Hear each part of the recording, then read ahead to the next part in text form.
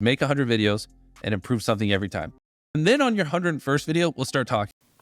Okay, this is my 101st video, Mr. Beast.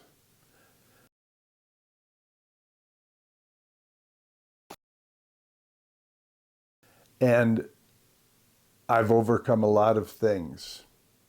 The sound of my voice, the being on camera, talking to a camera as if it was someone.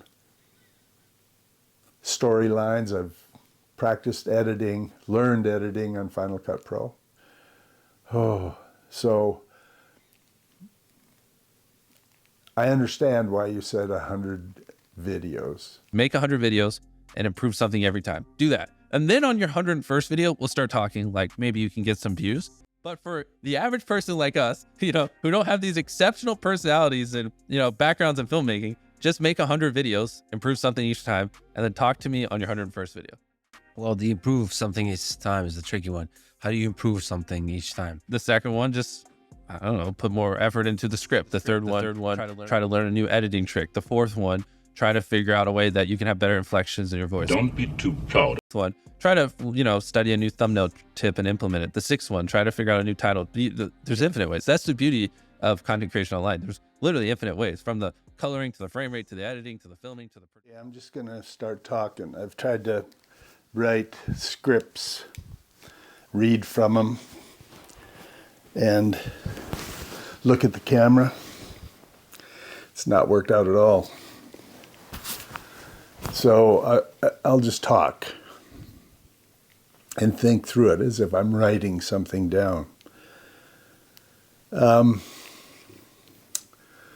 There's a lot of information out on YouTube, a lot of advice. Yep, that's incredibly well said. And for everyone listening, 2 call to actions, it sounds like. 1 in the first third, then maybe the like. There's such a tendency, especially in a world where we're able to... That's why sometimes, creating even more content. One of the things that people make a mistake of is... every phrase has to be... the momentum or the growth that you want. The videos that I know will do well are the most interesting to me also because they're about... I've always shied away from, getting out, giving out a message. Kind of been, I live in the country, I live on a lake near the Canadian border, and in a rural setting, small town. So the idea of going on YouTube is just like anti-Jim. It's against everything I stand for. I love photography. I've been taking pictures ever since I was a young kid. And I started looking through all the old ones and I realized, there's stories here to be told and they need to be told. I'm 73 now and I thought, well, how could I pass these stories on to our sons and nephews and on and on. And I thought, video is perfect for that. But where do you put it? Where do you store it? Where do you keep it? Do you give them all CDs and they just stick them in a drawer? And I thought, well, sharing some of this history and stories and the things that I do would be perfect for YouTube. And I realized that you can even put videos on YouTube and not even make them public. And I started to do that. But I thought, well, maybe that message could go out further to other people and help people. Do everything from, I do construction, I built this house, I built all of our houses, and I still am building and doing woodwork. So I thought, all right, get over it. Just get over it. I don't like my voice. I don't like the way I look on camera, all of it. Just get over it and put it out. Maybe you could help somebody in wherever, some country, some foreign country, or they might be interested in what it's like to live on a lake. They might be interested in how to trim a window. They might be interested in an old man at 73 overcoming some fear and going on YouTube. So I started watching YouTube videos and saying, well, man, you know, these young kids are really, really, really good. And it's intimidating. And then I saw this Mr. Beast guy. It's a pretty amazing story. I can't imagine. Not that I'd like to do videos like him, and not that my goal is to be a YouTuber. I just want to share stories. I just want to share some of these stories in history, first with my family, and then maybe there's somebody else out in the world that has some interest in it. I watch YouTube videos a lot. I had in the past, you know, trying to find an answer about how to put brake pads on a car, how to, you know, is the CV carburetor better than a Mikuni on a Harley Davidson, stuff like that. And so, and I came across this Mr. Beast guy, and he put out a challenge. He said, look, just get out there. You're not going to get any views. And like I said, I'm not really for views, but it is, I am interested in putting out interesting videos, even for my own family, my own sons to see. So it's a big mountain to overcome. A big mountain to overcome. And Mr. Beast said, look, you got to do 100 videos. 100 videos. I thought, well, that's nuts. Man, it's hard enough just to get one done. But like anything, like photography, like learning to play the guitar, like anything, you just got to start doing it and you'll get better at it, whatever it is, building houses, whatever. So I said, okay, I'll start producing videos. And my photography has helped me a bit in composition and a few things like that, but I'm far from a cinematographer, that's for sure. And in my travels, I've noticed not only my stories, but there's a lot of interesting stories to tell about other people. And that's what I want to do, is good news stories, Christ-centered, good, wholesome stories. And maybe some DIY stuff.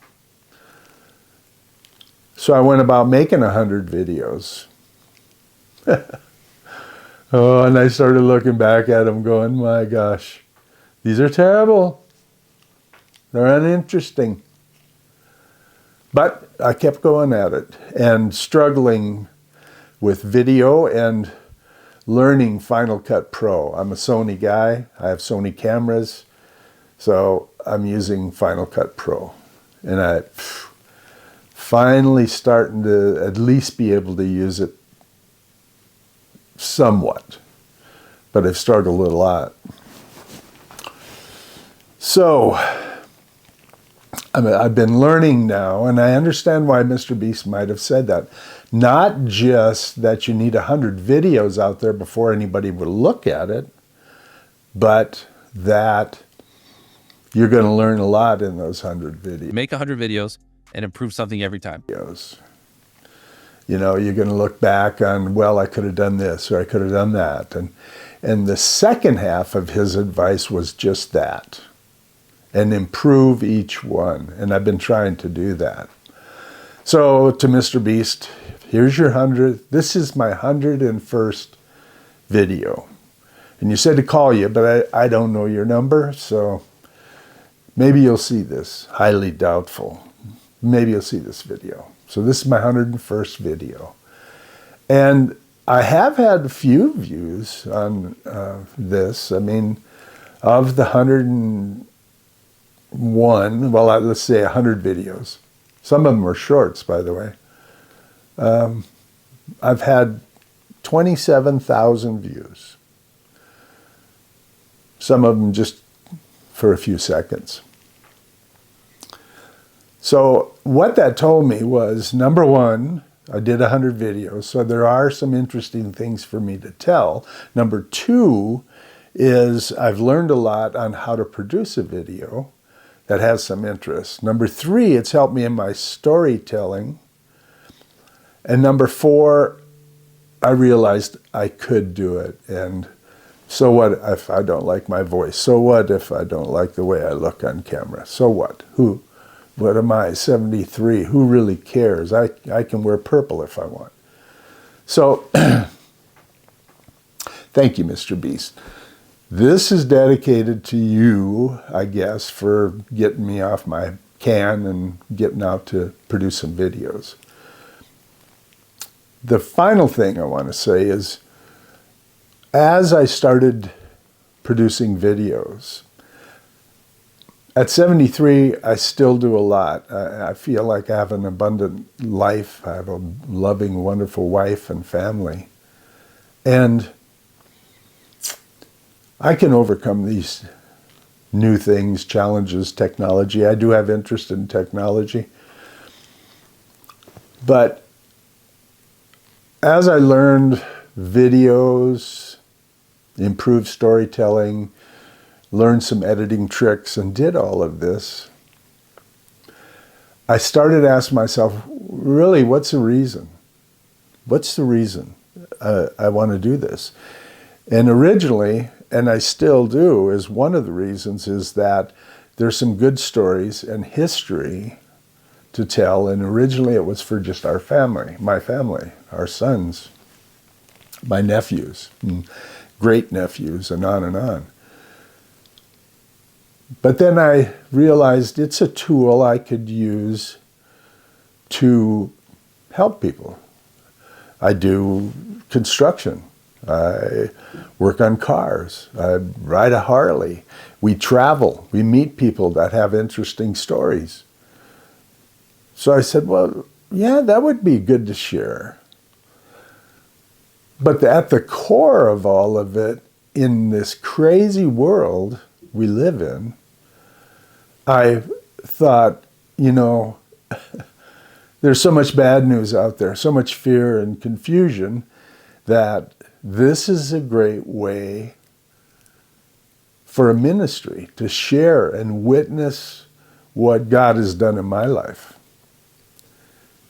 and my faith and why I believe in God and what Jesus said he came to give us life and to give it abundantly. And so at the core of everything, and the foundation, I thought, for my YouTube channel would be just that, John 10:10. And because I don't really have a niche. Is like, people get hung up on this, like, I don't know what to make videos about. It would be like a writer saying, I don't know what to write about, therefore I'm not going to write. Or like an artist saying, I don't know what my masterpiece is going to be, therefore I'm not going to hold a paintbrush. It's totally okay for your niche to emerge over time. Yes, you can. Okay, because in my life, because of problems and bankruptcies and issues I've had to face, I've had to learn to do a lot of things. Plumbing, electrical, so I could do DIY and help people.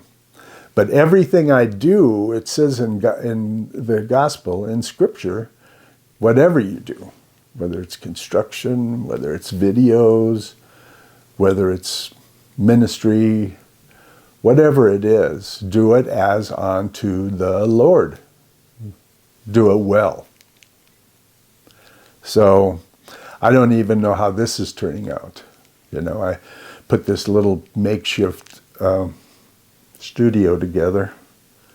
So it, with some lights and stuff in a room in the basement. So this is my first test run. And I thought, well, I will just start talking. And I've been talking for a while, and hopefully I can edit this in clips. Blah, blah, blah, blah. Oh, I hate that, etc.